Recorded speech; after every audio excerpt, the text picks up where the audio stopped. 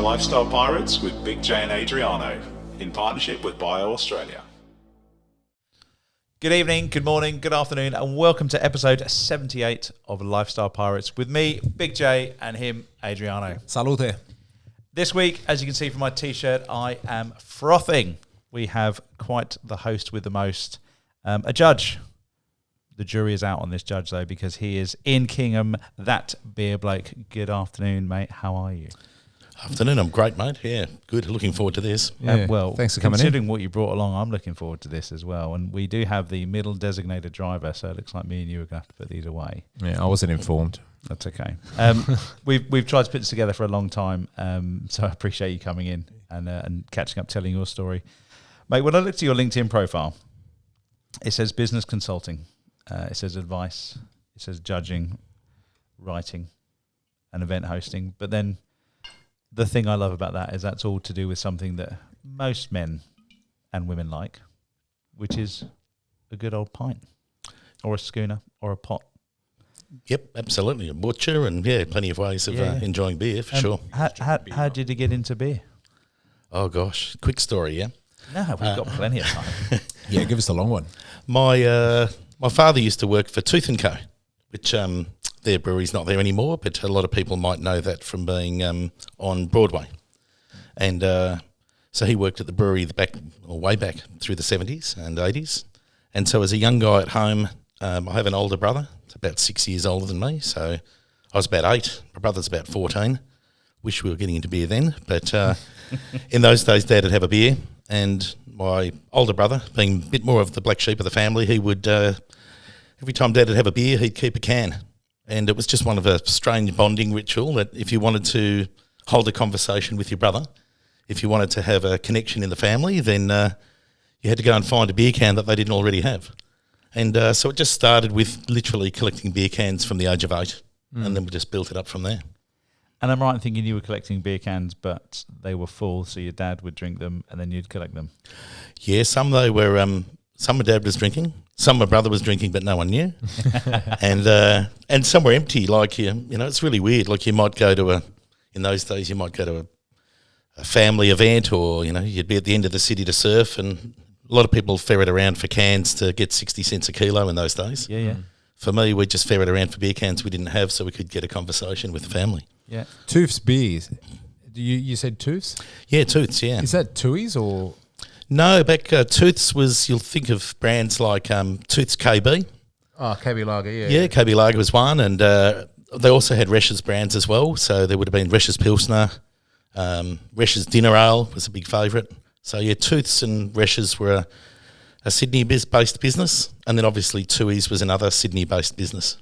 And they were around till the early 80s, and then they were bought out by Carlton United. Yeah, so Carlton United owns all of those now, eh? Yeah, they own the Resch's and Tooth's brands now, yes. Yeah. And so, when did you have your first beer? Were you having a little cheeky taste? Yeah. And also, which one are we going to crack here first, by the way? Because we're going to be doing like a live tasting over this show. So, what do you want to crack first? I reckon we'll start with we might go with the XPA down the far left. The Jarvis Bay one? Yep, that would be great. Yep. I think it's a really good start. So this is actually, there you go. It's called the Bright Idea XPA. There you go, that's a bright idea straight up, There isn't you it? go, by Jarvis Bay Brewing. Story So here we checks go. out, huh? So yeah, what was the first beer you had? First beer I would have had would have been a Resch's Dinner Ale. And I'm thinking I would have been about maybe 12 or 13. But, different rites of passage with family. So for me, where we lived on a corner block. So there's plenty of lawn mowing to do, right? So if you wanted to get a lift to footy, then you had to find a way to convince your father that you'd done something for him. Yeah. So mowing lawns was a good way to do it, right? Nice. So you'd mow lawns, he'd take you to footy without complaint. And for me, because, it's just, I'm thinking 12, 13 sort of age, then he'd give you a lot, he'd pour you a shandy. Yeah. It's probably 80% lemonade. Yeah. But it was enough to say, we had a beer together. Yeah. So, I think that was most young boys' rite of passage, wasn't it? yeah, and it was a responsible way of doing it, and it was good. Yeah. So The shandy for me has actually come back a little. Sometimes every now and then I have a beer and I'd have a bit of lemonade to take the edge off. Now they got like things like hard solo as well. Well, mate, we'll absolutely get into this. So don't stress. Sorry, too mate. much. Didn't mean to ruin it for you. You're sweet. No, you're sweet. You've only just found out who's on the show. Yeah, exactly. Thanks, mate. So, yeah. in different markets, beers play a different role too, right? So like in Germany, and Austria, in the north of Germany, they have a beer called a Radler. Yeah. So a Radler's effectively sort of half lemonade, half beer. And Radler in German means cyclist. So that was originally for people riding their bikes and travelling. It was an easy way of having a refreshing beer. Yeah. Did you like the taste of beer when you were younger? Oh, no, actually, I've got a pretty funny story, actually. I used to play footy, right? And my sister's 5 years older than me. And I remember in the old days, you'd finish a game of sport on the weekend. I was like playing soccer North Shore, and then what would happen is after the game, everyone goes up the pub and gets a jug and you're into the beers. And that's just part of what finishing sport was. And, of course, the big guys in the team that were like in their – I'm just turned 18. They're all in their late 20s, a lot of them. It was mixed ages. And I remember that it would just be like, hurry up, mate, we've got to get the next jug. And it was still – we'd probably only have – it might have been 2 beers, maybe 3. But for me, that's a lot of beer when you're drinking beer for the first time. So I remember coming home saying to my sister, "My God, how do you do it?" Yeah. Like, my sister drinks beer, right? And she said, "When no one's looking, just get a shot of lime in your beer, and then you'll find it's okay." So I was always like getting the beer, and then I'd quickly sneak off to the bathroom and ask the bar person to put a dash of lime in. Yeah. And I reckon I did that for about 2 years before I actually just. You're an imposter. Oh, totally. Years. Gosh, what am I saying on the show? I'm going to get. I might not get asked to judge again. But it's quite common, eh? Like a lot of mates that I know, when they first started their beer journey, the beer flavour wasn't something that you took to straight away. It's bizarre. I wonder when it sort of changes for you as you get older. Like, because I remember when I was growing up, the first beer that I had, I was like, man, this is fucking rancid. Why am I drinking this shit? But then after a while, I'm like, you know what? I'm going to drink it again. And then I don't know why I kept on going back. Maybe it's alcoholism. I don't know. But I went back and I drank, and then now, mate, I love the shit. Like, it's weird. Something just switches in you. Yeah, you look at I look at some of those like Canadian club ads in the modern world, which is kind of like, who made beer the boss? And some of that resonates with your early beer drinking experiences, But beer is definitely the boss for me now. Yeah. What about you, John? Well, sort of. I remember. I have a very good memory where my dad would say, "Go and get me a beer," and I'd pour it, obviously wrong, and there'd be a massive head on it. Yeah. And I remember this one time we were in the garden, sunny day in the UK, so rare. Obviously, that's why I remember it. And I'd pour this massive head. I think it was like a John Smith's, and he literally said, "Come here, come and try it." And I was like, "Oh my God, I'm trying this beer. This is amazing!" Like, oh my God. And I got my head closer to him, and he just went. And just all the froth went all over my face, and my brothers and sisters were killing themselves laughing, and I got to get try out of here, Santa. Yeah, basically. But no, I did get to try it anyway, and that was a John Smith, so that was a bitter. Yep. And I guess in the UK we had a bit more kind of the ale stuff before I got into the Ale's lagers. the stuff that you have at room temperature. Yeah, it can be, but I used to enjoy a lot of John Smiths. Used to enjoy a lot of Boddingtons. Mind you, they had a good advert back there. I think it was Melanie Sykes, who was an absolute cracker and would scull a pint of Boddingtons on the TV advert. So that was always inspirational. Why is the warm ale thing? What is it? Why? I remember when I went to a pub in Fulham and asked with the rest of the Aussies. Yeah. Oh, they all hang out there? Mm-hmm. Oh, okay, sorry, man. Far out. I know, it's okay. We welcome all. Yeah, I know, right? Anyway, so I went there and I asked for a beer, and it came and it was like had no head on it and it was lukewarm. Yeah. And I felt like a dickhead because I went up and I go, "Sorry, mate, this is warm." And he's like looking at me all weird. And flat too, I guess. Yeah, it was horrible. But yeah, why is that? Do you know? Ask the judge. Or do you know? Yeah, it's a bit about it. So there's 2 styles of beer, very quickly, lagers and pilsners. And they're sort of brewed for refreshment. And then ales tend to be brewed more for flavour. So in the UK market, it's pretty cold and chilly a lot of the time. So if you're going to go and have a few pints, then you'll tend to drink something that's more about, I suppose, warming the cockles of your heart and giving you a bit of flavour. Whereas here in the hotter climate, you're looking for something that's all about refreshment. So ales tend to be a little bit warmer, and the warmer a beer gets, the more the flavour opens up in it. Yeah. It's a bit like white wine. Yeah, wine's the same, yeah. Yeah, so you'd see white wines that are served, freezing cold. If you drank them warm, they probably wouldn't taste too good. Yeah, Chardonnay is a big one for that. If you have it cold, you miss half the flavour. Yep. Yeah. And so you just had a little sip of the Bright XPA. What are you thinking? Yeah, it's good. It's really good, actually. This is when I was talked about refreshment. You sort of drink lagers and pilsners. When you move to ale, then this is the start. XPA is at the lighter end of an ale. So this is still quite refreshing, but it's got a lot more malt in it. So you get that maltiness and that malt carry in it, which I think's quite lovely. Usually you'll get you can get a darker colour, and it's just how they've treated the malt. But this is great start for the night. So how would you rate this? What's your when you go through your your Rolodex of quotes that you need to say of how you would rate something at like a show or something like that? How would you rate that? Yeah, there's two things with beer. You either drink and appraise it as you like it. So there's plenty of beers I love and plenty of beers I don't. But if you're judging it, it's a little bit different. You have a bit of criteria. So I'll give you the judging criteria. I'll give you the inner scoop, right? Oh, here we go. So the first thing they'll do with a beer is they'll judge it on its appearance. Yeah. So you sort of give a few marks you'll give a mark for its colour, and it sort of has to fit within a style parameter. But so it has an appropriate colour. So obviously you don't want a black looking ale, for example. But if it was a stout, you'd want it to be black and dark. So colour, clarity, and carbonation are the first 3 marks. So before you've done anything, you've given 3 marks just based on looking at it. So you don't spend too long on that. Then you I was going to say quick 3 and move on. Yeah, I think this one's got 3 out of 3 so far. Yeah, it's good. Yeah, carbonation's good. I mean, it doesn't show up too well in this glass, but yeah. Yeah, so I could have done better. Was that the pour or the glass? Oh, it was Enough of the pour. Yeah.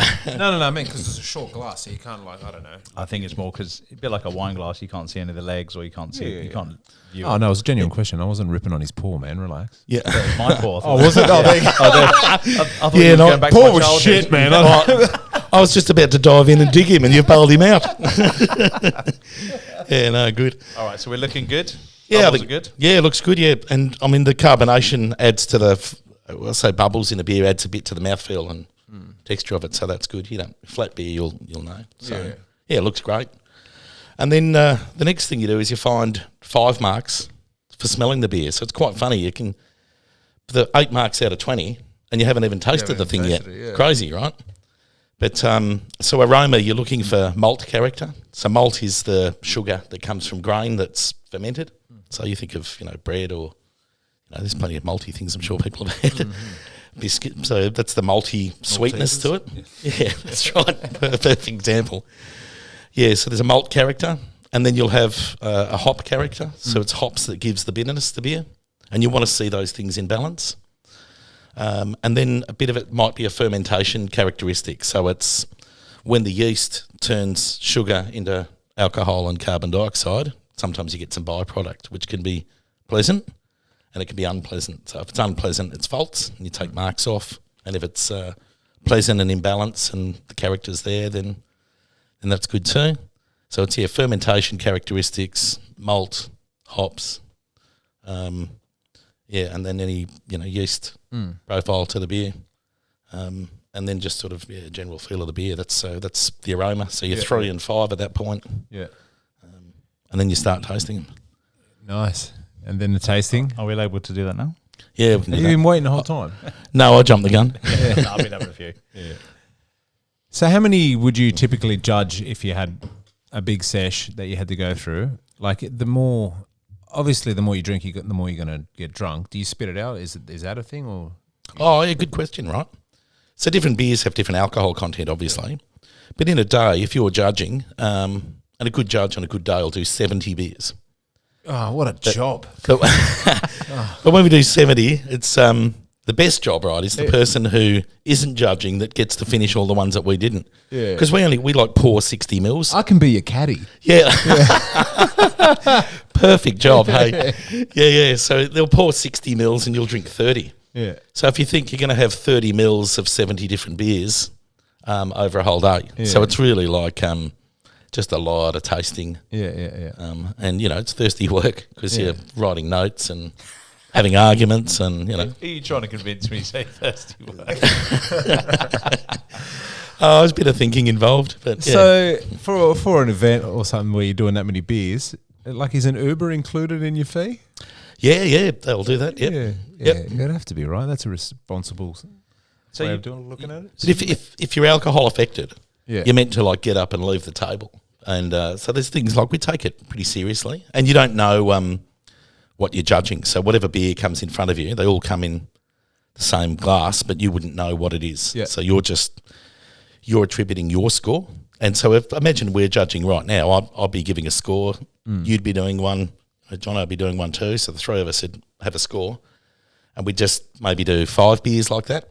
And then what happens is we break away and we share our scores, and then we have a bit of an argument, work out who's picking up what, and then we make a decision about, what score it gets.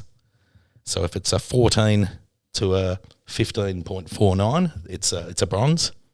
If it's 15.5 to 16.9, it's a silver. And if it's 17 to 20, it's a gold. So that's kind of, that's just how it scores. And that's how, when you see medals on beers, and that's how they got their medals. Yeah. So what kind of things would you have a disagreement over? I might say to you, for example, this sample's not one, but for example, we might have a sample come out and I smell it and I'm thinking, it's a little bit, I can smell a bit of cardboard, for example. That'd be a fault. So that's sort of what oxidation would do. So almost like a corked wine. Yeah, it can be similar, yeah. And there's varying degrees of that. So I might think, look, it's a bit tired, it's not quite as fresh as what I like, so I'm going to take a mark off on the aroma, and I might take a mark off the palate. So when you get to your score at the end, I might have taken a couple of marks off, and I might be thinking it's still a pretty good beer, but it's 16. You might be saying, that oxidation's way too heavy. I'm a 15, which would actually make it bronze.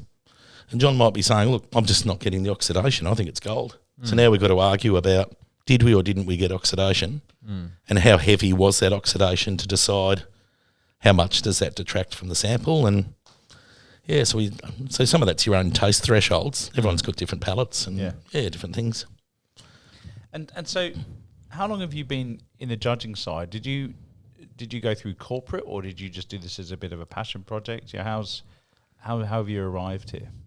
When I left school, I went and did food science at uni. So they taught me a whole lot of things about sensory there.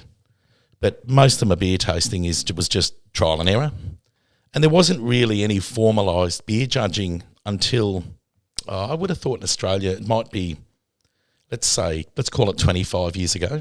But 25 years ago, there was like one event in Melbourne, and it was pretty much Tooheys, Carlton United brewers that were doing it. And most of the beer samples probably would have been more lagers and a couple of ales. So in the late 90s, you can imagine all these craft breweries start. And so the variety and the different styles gets broader. And so then they're looking for people to taste and judge more beers. And I tasted quite a lot of beers and I knew what I was drinking.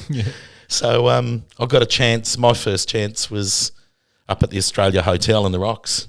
Cracking spot. Yeah, and they just wanted to do a craft beer tasting. So it was kind of like a whole lot of craft breweries got together. Can we grab a couple of muggins who know a bit about it, who can sort of tell us what's the best one and what isn't? So I started that 20 years ago. Yeah, wow. And then in terms of more formalised judging, all the Royal Agricultural Societies, so Perth and Melbourne and everything, have their own shows. So I got a gig in Sydney. I was in a corporate buying role. Funny enough, guess what I was buying for a living? I was buying beer for Woolworths. So it was that nice join for me that my career met my hobby. Yeah. And so I helped them with sort of setting up the comp. And then they sort of said, do you want to be on a committee? I said, no, but if you want someone to judge, I'd love to do it. So they gave me a chance to just come in and judge, and I've been doing it every year since, and I'm chief judge now at Sydney after 18 years, so it's been a good journey. So how do you... is there a sort of qualification for that as well? Because you know how in wine tasting there's WSET and like you go through the sommelier course and stuff like that. Is there a similar thing for beer as well? Yeah, there is. Some of it's more recent. So a lot of the breweries that do their own fault finding stuff as part of their commercial production. But in more recent times, you can do what they call faults and flavours courses. So that's one way. And there are different companies. You can actually, order faults in, or you can, find your way to trying beers and tipping faults, deliberately spiking them with bad stuff and seeing how much you can pick up in it. Sounds like my teenage life. Yeah. Yeah, so there was that. And then, there's also a formal qualification you can do, which was born out of America. So where you might have Masters of Wine, we call them Cicerone. Yeah. Or beer, so beer sommeliers, but ultimately it's called a Cicerone. That's much better. That sounds awesome. Yeah, we didn't want to be like wine, right? Yeah. So for us, beer's a conversation. Yeah. Wine's a bit about, did you pick up the blackcurrant and what's the terroir? It's just, Yeah. To us, beer's a conversation. It's serious, but we just don't want to take it too seriously. So have you done any wine sort of tasting, or would you use those skills that you've developed over the years to sort of judge a wine? Do you even like wine? Yeah, I like wine. I mean, there's plenty of drinks I like. So I've judged for Cider Australia. Mm-hmm. This year I'm going to judge the Royal Agricultural Society spirits. So judging spirits and cider and beer will be the three. Oh, so you're just a professional pisshead. Yeah, it can be like that, except I don't get wine. Just look, I can taste wine. I appreciate wine, and I drink wine. But wine often gets in the way of a beer. I still haven't found a good wine that you can have with a curry. Yeah. So John does. There you go. Good wine with a curry. Don't you love a good Riesling? Remember when we went to Mumbai or whatever it was, Bombay, Mumbai? Yeah, good Riesling is pretty good with a curry. But nothing beats a lager. Yeah. No, good Kingfisher. Yeah. No, I'm with you there. Or a Cobra. Well, you don't really get Cobra lager over here, do you? No, I've had it before though, And the King Cobras, right? Yeah. The big ones that put air on your chest. Absolutely. Absolutely. Yeah, lager is pretty perfect with a curry. Yeah, and that's refreshment, yeah. So I guess I moved here 2010. So one thing you just said there is, the craft beer scene kind of kicked off in the 90s. I mean, the craft beer scene now is massive. Yep. What kind of changes have you seen? When sometimes when you go into a pub now, there's everything but a lager. Yep. What have you kind of seen over the years? What's stayed? What's stuck? What's not gone? I guess relating it to the wine world, we went through a stage of a load of pet nats and things, which is one of Adriano's favourites. Not me, never ever. Which has, I don't think it's really stuck around in terms of from a quality side, not quality, but thank God. No, you had it right. You had it right. Quality. What have you seen over the years? Yeah, I think the first shift, right? We've had Coopers in this country. Are we ready for another one as well, by the way? Oh yeah, we should, shouldn't we? Which one do you want to go for? I think the next one we'll go for is the Waitoa, the purple can. That actually won Best Hazy in the Australian International Beer Awards last year. Okay. Which is funny, it's a Kiwi beer, and in New Zealand it won Best Packaging, and in Australia it won Best Liquid. So, it drinks well. So I guess to the people while I'm doing this, what you mentioned about an XPA, what's a hazy? Some people in the beer circles will tell you hazy's an unfinished IPA. Yeah, I've heard that. Yeah, it's basically it's an IPA. So what it does is it tends to, or can be a pale ale as well. So pale and IPAs are just they're both hops. Yeah, correct. An IPA has a lot more hops in it. And is that because they fucked the making of the beer, so they smash it with hops to save it? No, a bad beer smashed with hops is just a bad beer smashed with hops. So, but yeah, what you'll get is a bit of suspended. You can get some sort of suspended protein. It hasn't been filtered, right? So that's what's giving it some of its cloudiness. So they call it hazy because of the way it looks. Yeah, pretty simple here in Aussie, right? Like pale is pale. Yeah, and hazy's hazy. And wait, so is that an Aussie thing? Oh no, I'm just saying if the descriptor's got any harder than that, we wouldn't understand it. Yeah, I know. I was like, mate, it's pretty clear what it is. Yeah. So, because Indian Pale Ale. So, how did that start out? Why is it called Indian Pale Ale? Yeah, there's been a few conversations around it. I think a lot of people thought that it'd come out of UK in the days of the Indian colony, right? Yeah. So, rumour would have it that in India itself, they'd say, well, we want beer just like it tastes at home. So what effectively was happening was, so people were saying it was born out of that. But in fact, it's named after the India-Pacific shipping lines. Trade route, Yeah. And in those days, to get from port to port, beer would spend a long time in a barrel and it'd spend a long time on water. So what you'd do back home is you'd put extra hops in, which helps preserve the beer. And you might double the hops and double the malt. And then over the 3-month journey, as the beer sort of tires out a little bit because it's starting to age, it'll taste just like it did at home. So it's a way of drinking pale ale that survived a 3-month sea journey. And then when the Americans got hold of the old recipes, they just brewed it as it was and drank it straight away without the 3-month. So normally if you're drinking a beer that's, American IPA or American Pale Ale, you'll usually find the hops are way, way heavier because they just love hops there. And they've got some different hops there. And so that kind of takes me back to the questions around what's happened to the craft beer scene and how has it changed? Yeah, so first off, ales. I mean, we've had Coopers for years and years, but a small family, 6th generation brewery now. So the first thing was ales were coming in, so flavours actually coming into the market. That was my first Aussie beer, Cooper's Red. Yeah, there you go. Yep, beauty. Yeah, great Cracker. beer. And then from that, I think people started, probably pioneered more by Chuck Hahn in the late 90s. He had Hahn Brewing not far from here, actually. And he was sort of saying, look, beer has its rightful place at the table and we should be treating it like a wine. And I mean, if you're making beer, that's probably a good story. But but that's kind of what's emerged. There's beer for lots of different occasions. Yeah, for sure. And then in more recent times, we've seen hazies, sours. So it's a different type of fermentation. Yep. So sour is still technically a beer? Yeah, it is, yeah. But quite often it's a lactic fermentation. Yeah. There are different ways of doing it. Yeah. But it's been, sour beer's probably born a lot out of Belgium, right? Where they're just wild fermented. Is that, they call it Gose? Or is it Gose is a style too. So the pickle beer we've got here today, that's a Gose. All right. So it's pronounced Gose? Yeah, Gose. Yeah, Yeah. right. That's with an Aussie accent, Goes, right? I can't goes. believe you got that wrong. I can't believe that's embarrassing. Mate, how dare you? We'll edit that out. Is that right? Yeah, I'm gonna fix it and make you say it wrong.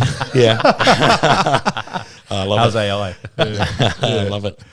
Okay, so Goes. Got it. Yeah, so in the world, right, there's like 780 something different beer styles. So, and different provinces and everything else. So, And different glasses now that they get served in. I remember, it always used to be in like a normal sort of beer glass, pint or whatever. But now, you get wine glasses, different types of wine glasses. Do you think it's a bit of a wank or it's like for a reason? it depends which beer you put in the glass, right? Ask Max Riedel, mate. Yeah. That's not how you say that now. Or was it Rydell? How'd you say it then? I don't know. How'd you say it goes? Yeah, if you're drinking lager or pilsner, I don't think the glass matters Yeah. because you're drinking for refreshment, right? So Yeah. drink it any way you like. The important thing is you should drink from a glass, though, because if you're drinking out of a bottle, you can't smell it. Yeah, I agree. So definitely has to go into a glass, but just something that's pleasing and easy, clean and easy to neck. And then if you're drinking something with a bit more aroma and a bit more flavour, then your best bet's to put a lot of head on the beer and leave some room to get your nose into the glass. And you might only half pour it. So if you're like using a red wine glass, maybe half pour it with liquid, leave a fat head on it and leave enough room for your fat nose to get in. Yeah. And you could smell it and taste it, like you do with wine. We don't Thanks, fill man. it I'm up. conscious about that. I was hitting my my microphone just then as well.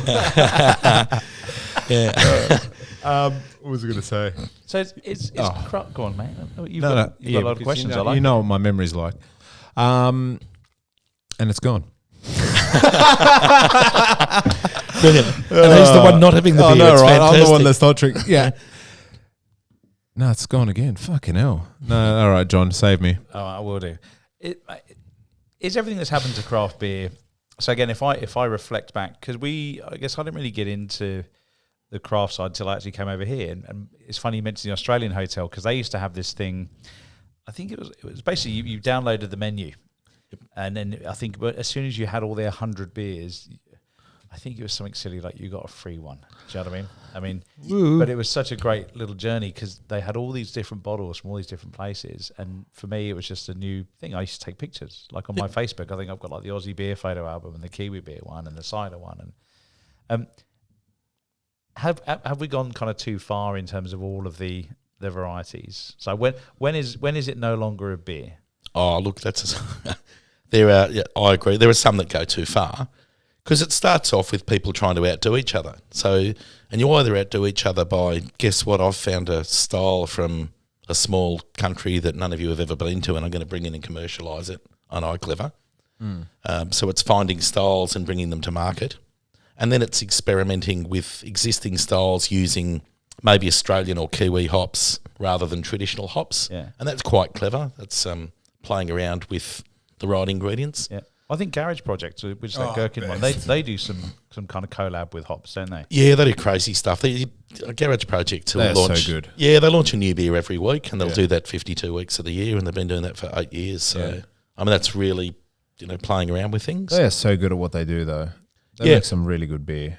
Yeah, and they've just won, literally a week ago, they won the best large brewery at the Australian International Beer Awards. So They're Kiwi, though, aren't they? they are Kiwis. Yeah. But globally, there's yeah. like 2,500 entries, probably 600 breweries, and they won best large brewery. What did they win with? Oh, was it just the brewery, or did they win with AB? They won with their collection of beers. So for the beers they put into the show, they won more trophies. You get points for trophies or how many golds. So they medalled higher for the percentage of beers they put in than anyone else. Yeah. And that won them the gong.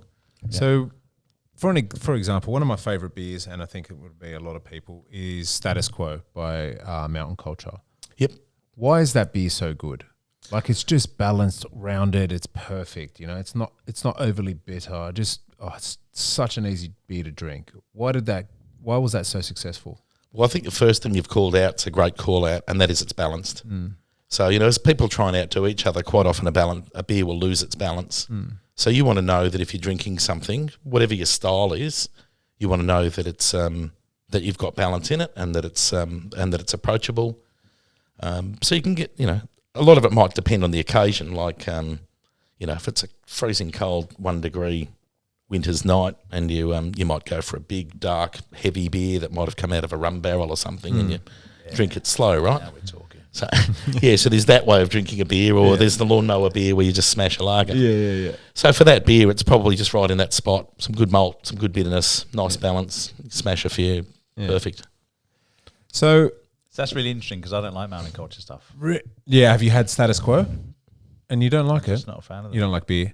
But this is why I love it. This is why the conversation is great. It's like wine. Everything's whiskey. subjective. It's all subjective. It's really interesting. I think that beer, they nailed that beer, absolutely. So why there was the big resurgence of craft beers, and why were they so popular and able to take on breweries like Cub? For example, didn't they buy Pirate Life and... Yeah, so the first, we call them the pioneers, which is quite funny because up until about 1901, this is me getting really historical on you, right? Yeah. Every town would have had its own brewery, and they would have made all sorts of stuff. And then with excise laws and federation and everything, ultimately the country started to, you'd have takeovers, and the commercialisation of beer was big business.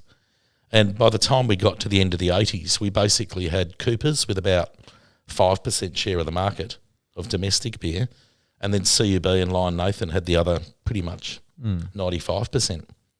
And so first a group of guys in Western Australia, they'd spent some time in the US, one of them had, or two of them had, and they came out here and put out Redback in late 80s. You'd remember that? Beautiful beer. Yeah, I like that. Yeah, really dry. And so that was sort of the start of something just different and flavoursome. And then Little Creatures later came out. And then you had guys like Paul Holgate, Chuck Hahn. They're sort of the guys that started to really get more ales and get more flavours.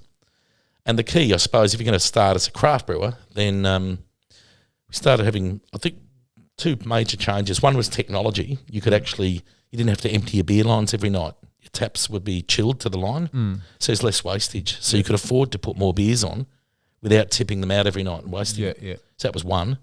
And then the world got smaller.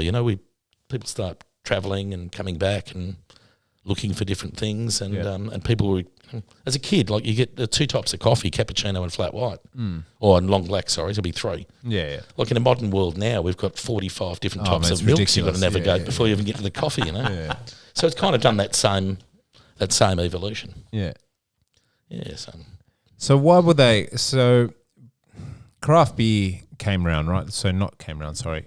Pirate Life came around, right? Why were they quickly snapped up by Cub, right? Because they became such a force, and everyone sort of shifted from going from your normal Cub, Carlton United Brewery stuff to these smaller independent ones, and it became very popular. And they must have lost a massive market share where they decided to go, you know what, we're going to purchase this.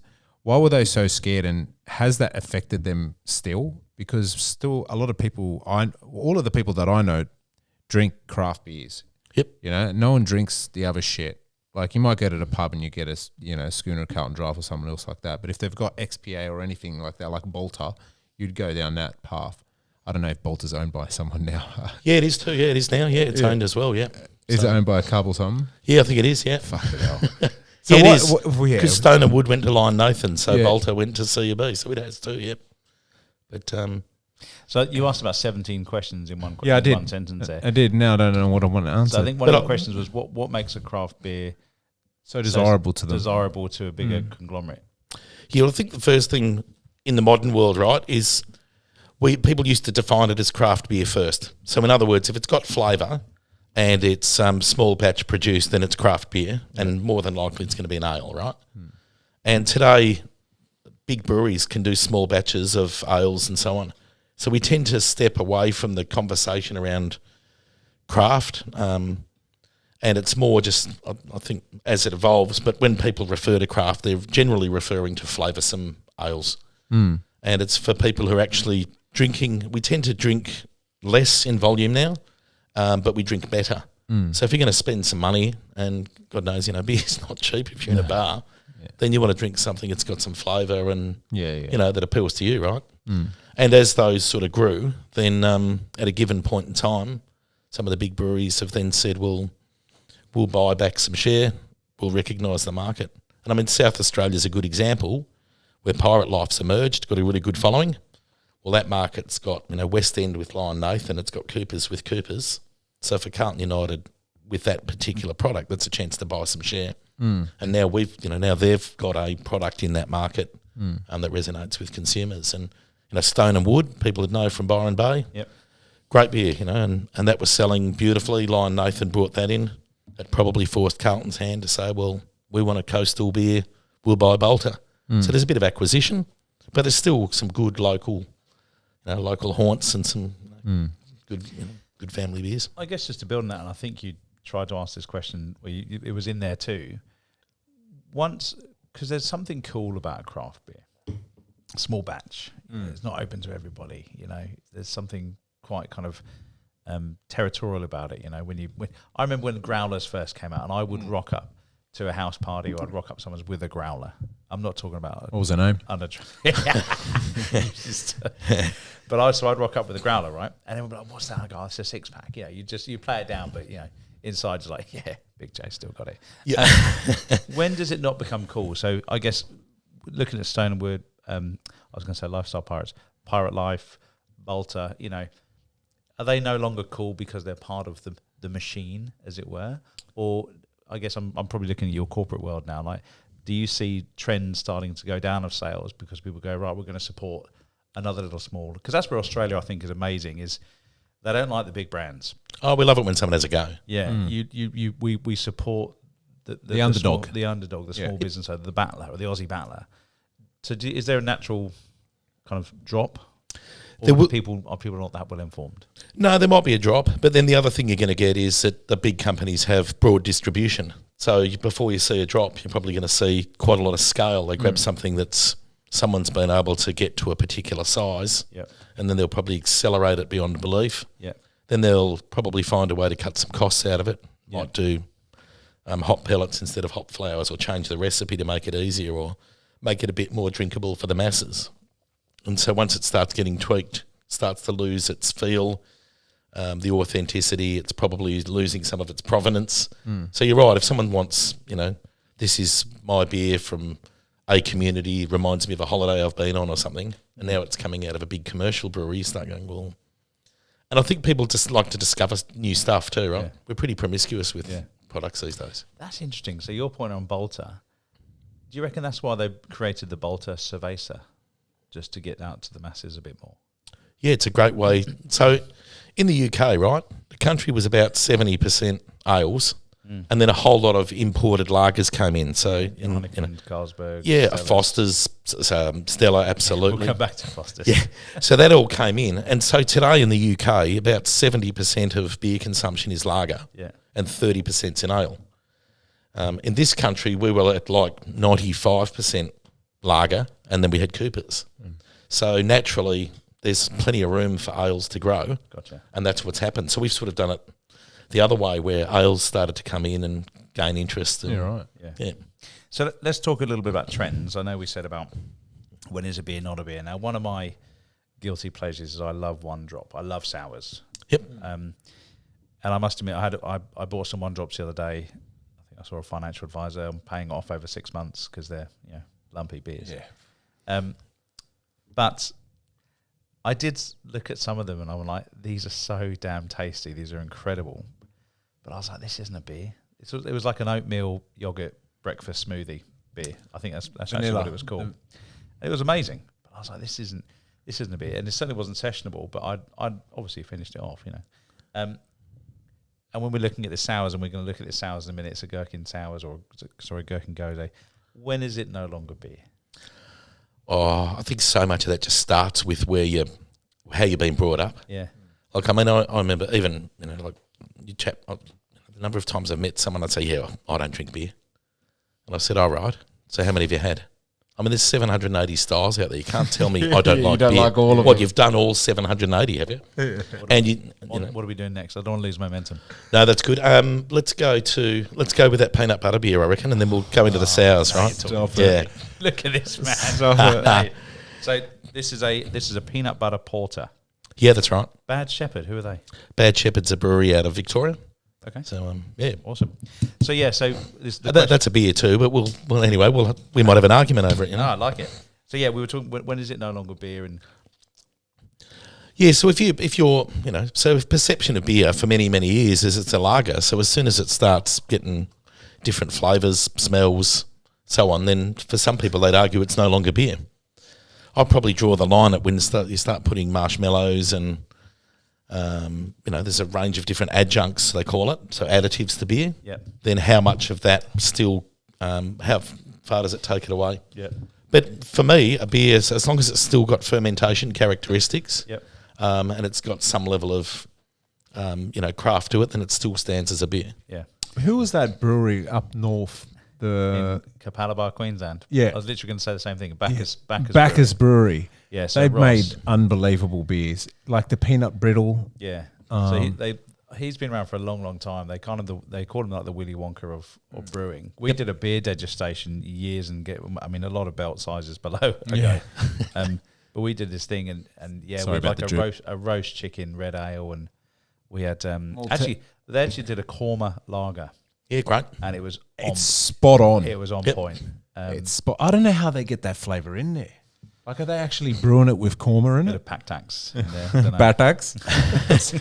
Yeah, maybe unless someone's got some spices or something too, right? Yeah. So they might use similar spices. I had a beetroot stout once. Oh, Yeah, Was so I was, it red? Yeah, and it was a stout, right? So it was like red. so I love beetroot and like stout. Like, Yeah, the red and the black in the glass was, it's murder on the dance floor. This thing it looked amazing. So there's your first 3 points without trying. Yeah. And and the beetroot has sweetness and quite earthy, and that earthy sweetness just sat beautifully. Who did that? Do you remember that? Oh, it was an experimental beer I had in New Zealand going back about 10 years ago. Yeah. But I remember thinking, whose idea was that? But that was definitely beer. Yeah. It just took the sweetness of a vegetable and matched it. Talking about the visualization piece, and I guess compared to the taste, there was a brewery called Doctor's Orders. Yeah, Gypsy Brewer. Yeah, and they used to do like a black IPA. Yep. So how would that work in your judging? Because that obviously just throws your senses big time. No, there's a style for black IPA. Right. So the colour comes from malt, right? Yeah. So if you think of a piece of bread, if you grab a white piece of bread, that's like your lager. And if you stick it in your toaster and turn your toaster on a low setting, it might get a little bit brown, and you turn the toaster up a bit more, it gets darker, and if you burn it, it'll go black. So if you think about the malt in your beer, that's ultimately what your colour's coming from. It's about how much the malt's been tasted. Right. Yeah. And so and the sweetness comes from malt. So that's actually the caramelisation of that sugar. Yeah. So the more you toast it, the more caramelised it becomes. So if it's stout, it can be quite bitter and harsh because it's almost like burnt and charred. Yeah. If you come back a step to a porter like this one, Yeah. that'll be more chocolate coffee notes. So peanut butter works quite well with that caramel chocolate coffee. If you come back to like a red ale, so it's just it's how that sugar's caramelised, and that's what's changing the colour, and it's changing the flavour. Yeah, The flavour's This is changing. nothing short of emotional. This is Is it crunchy or smooth? No, it's good, isn't it? I'm going to say it's crunchy. I think it was a joke, mate. but it's got the aftertaste is like a crunchy. Yeah, so there could be. Sorry, to our viewers and listeners, Adriano's shredding for his Italian bonanza, so he's not touched a carb for a long, long time. So actually, when you were talking about bread, you just saw him glaze over. Oh, mate, I was getting very... But don't worry, he'll be back on set in a few weeks and the size of me, so we'll be sweet. Yeah, I keep thinking of swirling a glass right next to the beach and FaceTiming you, mate. Don't worry. But yeah, so go on. How would we judge this? Yeah, so because it's a porter, I'd want to get some sort of coffee, chocolate type notes from that roasting of the malt. Yep. I want it to be quite rich, and I want it to be dark in colour. So you can see that's happened. The malt's been roasted. I don't want hops. I don't want bitterness in this. This should be sort of layered, chocolatey, caramelly flavours. And of course, peanut butter being nutty, it's you want to get some nuttiness that balances in that. So this should be a little bit creamy because you expect that with peanut butter, a little bit buttery. Yep. And really, I just want some chocolate coffee notes balanced out with some nuttiness. Yeah. And there's even Like Rocky Road, kind of without the marshmallows, right? But there's even like a little coat of the mouth that a good peanut butter on toast will do as well. Like it's just hanging around under the roof of my mouth for a bit. Shut the Yeah, fuck up. Yeah, it's good. This is the best episode ever. I'm Well, you loving were this. taking the piss over there. No, it's very good. Yeah, It's, I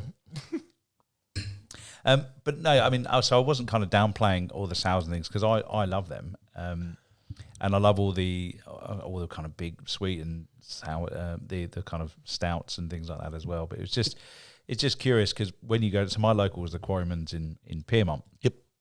And they've just got an array of stuff, they're good. and they turn them over, and they've got loads of things going on, and it's just interesting. But I guess one of the challenges, I've got some mates that just they like a Peroni, they like a Kosciuszko.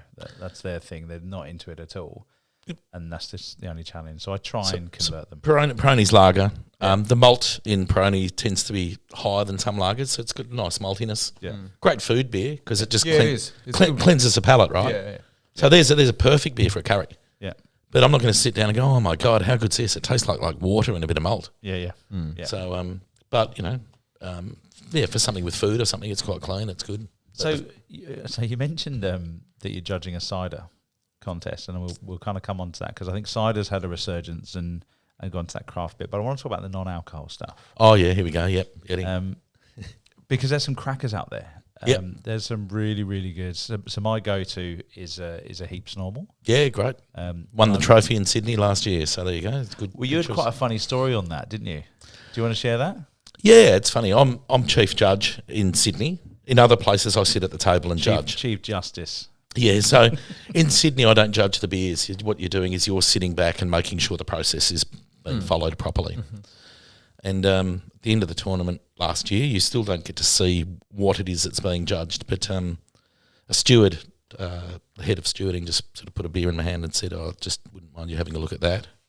And I tasted it. I said, "Oh, fantastic. Really good, lovely IPA." I said, "Yeah, wow, really nice balance." I said, "You've obviously put it in my hand for a reason. Is there a problem?" And he said, "No, I just think it's amazing beer." And I said, "Yeah." And I said, "So why is it here?" He goes, "What if I told you it had no alcohol in it?" I went, "Are you kidding me?" And he said, "No, that's what it is." And I went, "Wow." And for me, that's the first time I was drinking what I would call a gold medal / trophy winning beer in a style, and I cannot tell that the alcohol's not there. It just, and to me, non-alc beers, you forgive them for being lighter and having a little less to them because alcohol gives some can give warmth to beers and it can give some body. But for me, in that style, because the malt bill's still high in an IPA and because the hops is still high, it didn't really need the alcohol. But my God, they got that bit right. Yeah. It was just awesome. And that was, it was Heaps Normal. It was actually, as it turned out. But there's lots of great non-alc beers in market too. Yeah. So I have a little trick that I'm happy to share with the viewers. When I'm out on the beers, like with clients and mates, is you try and alternate who gets the rounds in. Yep. And I've got a mate of mine who he doesn't know what a craft beer is, so I'll get the first round, which will be a Heaps Normal or a non-alc beer. he'll normally get the next round. So I'll just say, same again. And he just thinks it's one of these weird craft beers. Yep. So I always do a few warm-ups with alcohol-free beers. Yep. And then you get on the beers. It's a nice little way of doing it. Makes sense. Like if you're out for a big, I know you love a long lunch that goes into a dinner. Oh, I turn it into a sport. Yeah, exactly. So it's probably makes sense. Remember when I did those streams? Well, even marketing's funny with brands, right? So I remember when they first had mid-strength beers are like big in Queensland. Yeah. So you had like 4X Gold. Yeah, they are. And so all of that was like, it doesn't knock you around as much, was the original sort of marketing for 4X Gold. And when Carlton Mid-Strength came out, it was their marketing campaign was stay a little longer. So it wasn't that it doesn't knock you around, it just means you could be out for longer. Which I thought was really funny because the principle's the same. Yeah. But yeah, stay a little longer. I thought, what a great campaign. Just keep drinking. Yeah. But if you're drinking these, you can. And go for it. That's cool. Yeah. And so let's talk about your cider piece, because I know we had a bit of fun on this. So if you're judging a non-alcoholic cider, I mean that's effectively like apple juice, right? No, but I love. But yeah, I mean in principle, people would say that. I've got to straight up tell you this: out of non-alcoholic wines, unless it's a really light style, it doesn't work. Never had an non-alcoholic wine that's been good. I really struggle. I've had one or two Doesn't that exist. Yeah, I'll get some that might get a bronze medal if I was a wine judge. I'm not, but that's a much tougher game because of tannins and the role that the higher 13, or 11% alcohol, whatever it might be, the role the alcohol plays. So I don't care what anyone tells you. Non-alc wine, good luck. Yeah. Now we've got that out of the way. Yeah. Feel better? Yeah, way better. And I love having a go at wine too, so I'm going to come back at you there, But so for the other non-alcs, it's got to do a couple of things. It's got to have what we call the character. It's got to have fermentation characteristics. So apple juice is just apple that hasn't, it's juice that hasn't gone through any level of fermentation. So apple juice is apple juice. But if it's got fermentation characteristics, then it's got some ciderness to it, then I'm okay with that. And there is some good stuff in that. And it's the same with beer. If you just get malt and water and a bit of hops and put it in a container and you drink it, you won't like it. No. It's got to ferment, but then you can de-alcoholise it several ways. So when you're judging your cider piece, it's the same rationale in your mind? So you're looking at the how it looks, the carbonation. Yep. You're looking at everything that way. Yeah, I mean, the only difference is obviously if I'm going to drink, let's say it's an apple cider, then I want to know that there's natural apple character to it. I want to know that the sweetness has come from fruit. Yeah. I don't want sweetness coming from sugar, and they are different. It's a higher sweetness. Oh, there's a Swedish brand. Yeah. That's Totally. There's two Swedish brands that do the same. I agree. I remember having them as when I was younger, and you would wake up and go like, "Where's my teeth?" Yep. It was pretty up there. Yeah, so you want it to have some natural fermentation characteristics. You'd like to think that the appleness is coming genuine from apples. Yeah. And you want the sweetness to have come from the apples. And if it's doing that, then it's well on its way to what it should be. There's some pretty strict rules around ciders when you enter. You've got to enter like, was sugar added or not? Is it apple concentrate or is it fresh apple? And in particular, there are cider apples that are like crab apples, and then there's culinary apples.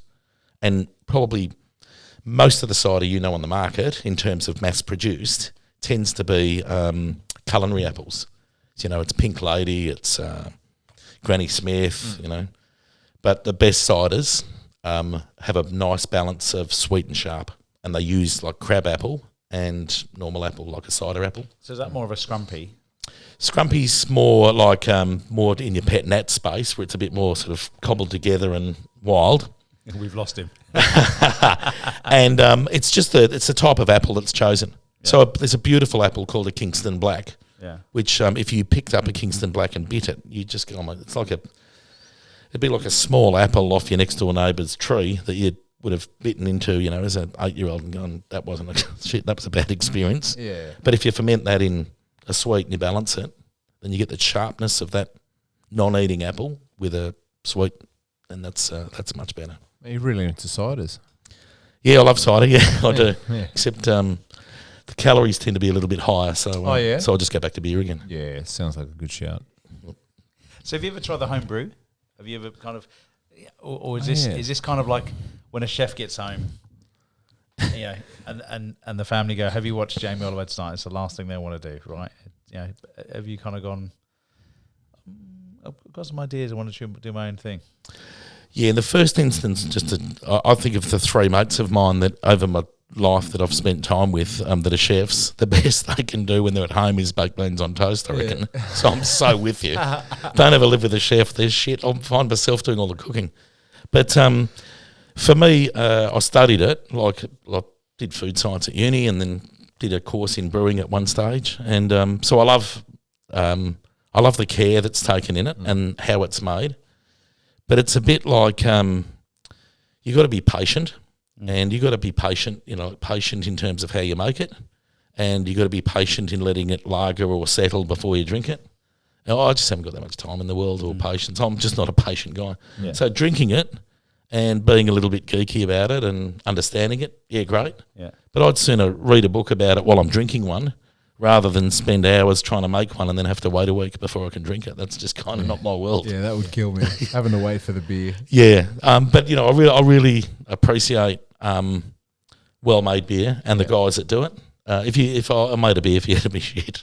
But you could critique the shit out of it. Oh yeah, I can tell you how shit yours is, but I couldn't beat you. Yeah. Would you be honest with your mates if they made a beer and gave it to you? Oh yeah, for sure. I got a brother. I got a brother-in-law who homes brews, right? Yeah. And every time you go around, this is the thing about home brewers. It's like, what about this one? I'm kind of like, man, I've drunk beers from probably 150 countries around the world. Probably drunk 600 of the 700 styles. What about this one? It's come out of a can. You've put it through a garden hose. You've had it sitting in your shed at the wrong temperature for a week. I'll tell you what about it. Why would I shit drink that? So, and I don't care if you saved $1 a case on it. I wouldn't drink it for free. So anyway, that's sort of where I got to pretty early with most people I know homebrew. And then, so you've never been invited round? Yeah, no, that's why he's a cracking chef. He has to cook at home now. He makes a bloody good cider. My sister drinks cider, so I reckon I went round once. He goes, "Oh, I'm having a go at a cider." I thought, "Oh shit, here we go." The second time I went round, his cider was good. So whenever I'm there now, he goes, "I'll never go with this beer." I go, I'll do too much beer in the week, mate. I'll do cider. Because his cider's bloody good. His cider's really good. Well, fucking, I'm going to fix him right up. Yeah, his cider's magic. But beer, God, no thanks. No. Yeah. So what are we trying next? Because before I ask my next question, I've just poured myself a little top up of this because I like this one. Yeah, beauty. I'm glad you do. So my next piece. Do you want to have a little rinse? Yeah, we'll do that. That's a good idea. Otherwise, we'll be drinking a peanut caramel. I'm just going to take Adriano's glass because it's still clean. Or do you want some water? Someone's getting FOMO. Yep. We're going to label this episode FOMO. I'm frothing. Mm-hmm. So you raise a good point there that craft beer is expensive. Yep. And we're getting to a stage where going out's expensive. Cost of living has increases if we listen to the media and all that kind of stuff, and we see it all the time. What do you think that will do? Do you think people will go back to the norm, or do you think people will be more selective? We're already seeing some of the breweries kind of struggle. Yep. I think some of the guys up in Queensland are having a bit of a tough time and calling it a day. So I guess, how do you see this affecting the scene? Yeah, it's tough times at the moment. It's tough because, the cost of ingredients and shipping and everything in Aussie, I say Aussie because I do a bit of work with New Zealanders, in Australia is, it's challenging. One of the biggest challenges we have is that excise rates go up twice a year. So the tax on beer is compounding, and it happens Feb 1st and August 1st every year. So more and more the price of beers, it's treated as a luxury item. So that's got some real challenges. And you're right, cost of living's changing where people go out and what they consume. We'll always have craft beer or what I call flavoursome ales. I think they're here to stay. I mean, they've been around. People are looking for that. People tend to be drinking less alcohol, but they're prepared to pay more. They'll be drinking better, but we're drinking less. And we'll keep doing that. And you can always commercialise beer for the masses. So as I said before, but there's always people that are looking for something different. So it's almost like, again, in the coffee space, do you think we're going to get back to flat whites? No, there's still people that are going to buy single origin beans from somewhere in the back end of Kopi Africa. Luau. Yeah, you know what I mean? Like, so I think that will keep happening. But to me, I always say beer is a conversation, and probably more people talk about it and understand it now than they did before. So that's good. And we're now matching. Beer's got lots of different things that you'll... it's not the thing that you have before dinner, and it's not something that only goes with bangers and mash. So there's a place for it for sure. Yeah, I think that's fair. I mean, I think the reality is, like most things, you can either buy the fillet steak or you buy the chuck steak. You know, it's just a choice. It's more of a concerted effort when you're doing your shopping. So I think if you are into your beers, you're just going to buy, a few of them, your favourites, rather than a whole case of it. Yeah, it depends who you're drinking with, right? So if my brother-in-law comes around, if he's been trying to make me drink his homebrew when I go to his place, he's not getting my best beers when he comes to my place, right? Whereas I've got other friends that I was opening up some beers with, some good friends, some beer judges, but I was down in Melbourne recently, and like Tina Panoutzis, who's chief judge in Melbourne, she's opening up beers from 2007 that have been cellared, and they're just amazing. Some of the age character that had blended into the bigger elk, so toffee notes and... that's beer that's been cellared for 17 years, and it was still standing up. You can't cellar a lager for 17 years, but if you get a big stout or a big elk beer, there are beers that you can cellar. And Look at I can hear your mind going.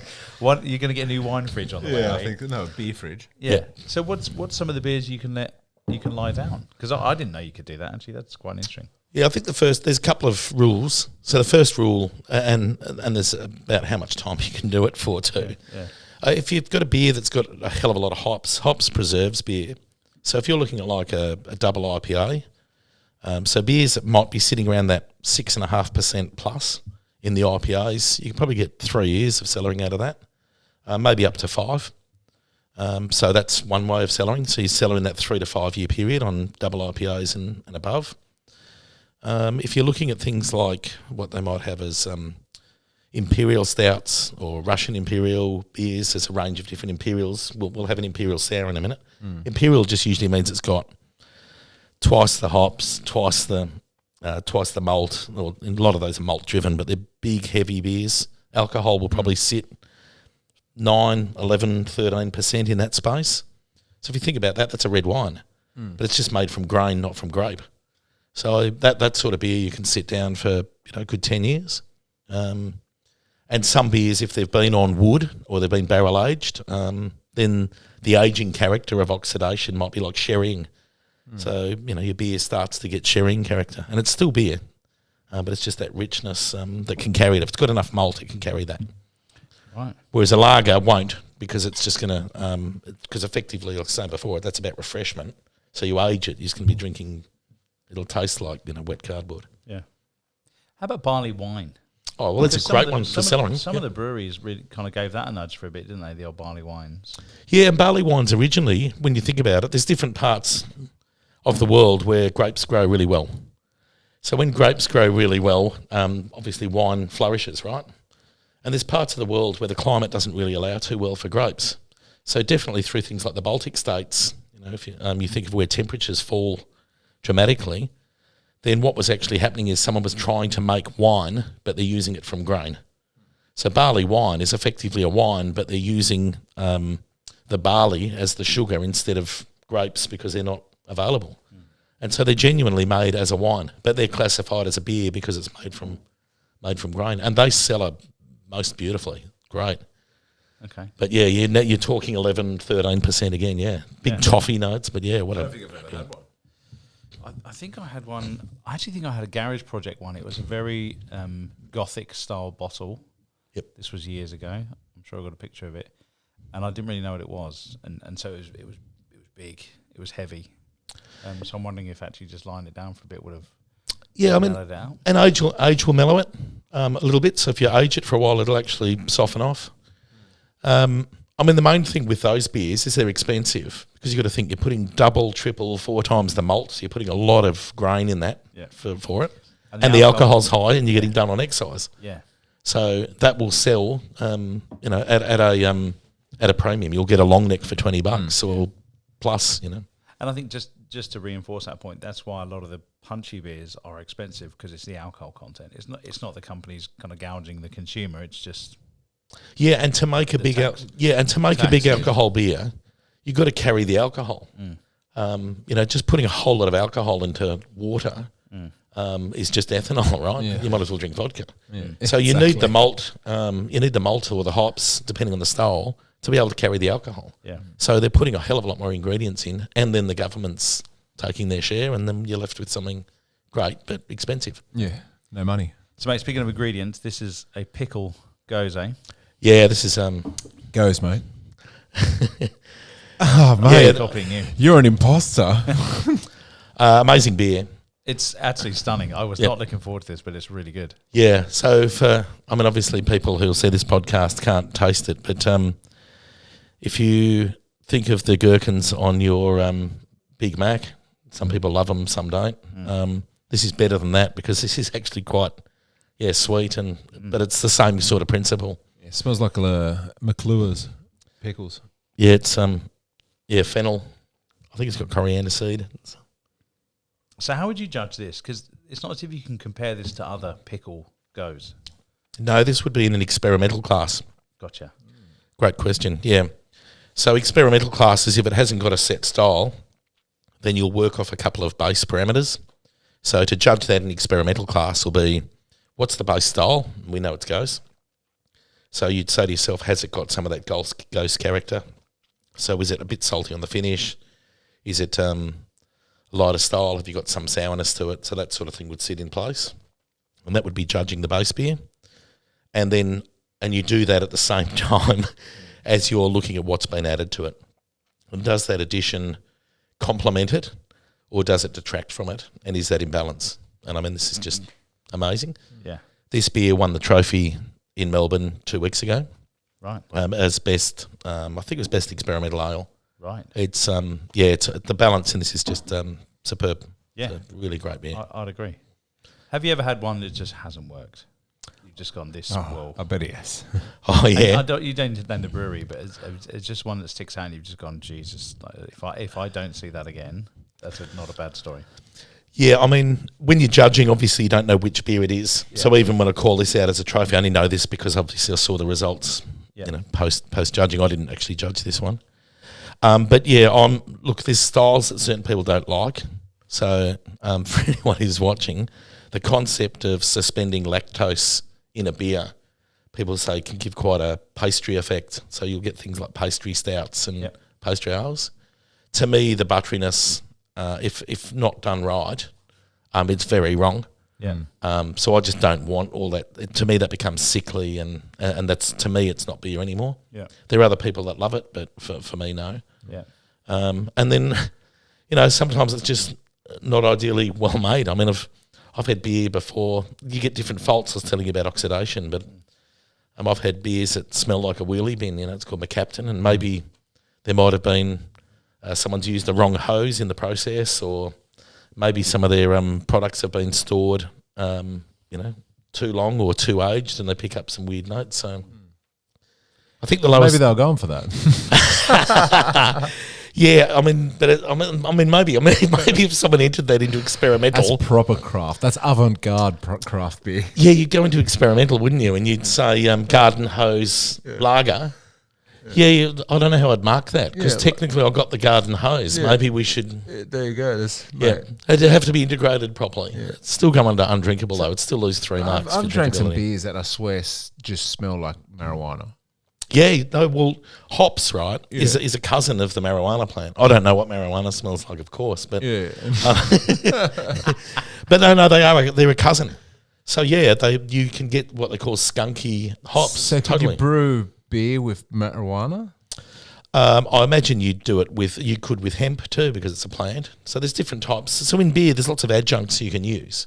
Like you can use different fruit, like cherries or raspberries, strawberries, or whatever.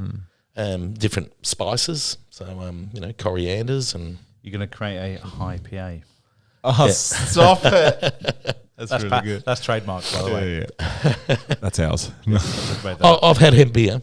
Yeah. So but it's not like I'm going. I think it's more about the branding than it is about the flavour. But hops can give you that skunky aroma, flavour. Yeah. So what's next for you? What have you got coming up? Well, great. I'm off to New Zealand for the first week of July, and I'm judging the New Zealand International Beer Awards there, Oh, that sounds horrible. which I've been doing for 18 years. So I think this is the 18th year.